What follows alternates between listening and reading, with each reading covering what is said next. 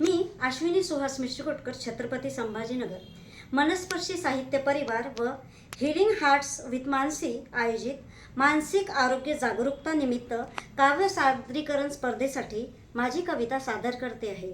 कवितेचे शीर्षक आहे इंद्रधनु. मनाचा कॅनव्हास रिकामा होता, कधी आनंदाची उधळण व्हायची, भावनांचा रंग त्यावर झिरपत होता, कधी दुःखाची सावली दाटून यायची.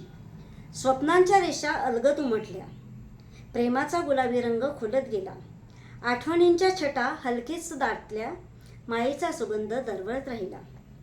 रागाच्या काळ्या छटा उमटत गेल्या, तरीही आशेचा सूर्य हसत राहिला. अश्रूच्या थेंबांनी चित्रे धुसर झाल्या, नव्या पहाटेचा दीप उजळत राहिला.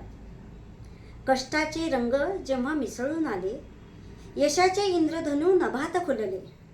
जिद्दीच्या कुंचल्याने स्वप्न रंगविले, परिश्रमांच्या मार्गाने शिखर गाठिले.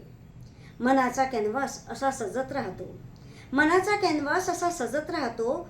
प्रेम विश्वास नाती जपून ठेवा, जीवनाचा अर्थ त्यातून उमगत राहतो.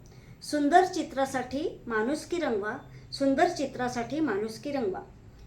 आपल्याला ही कविता कशी वाटली? आवडली असल्यास लाईक कमेंट नक्की करा आणि चॅनलला सबस्क्राईब करायला विसरू नका.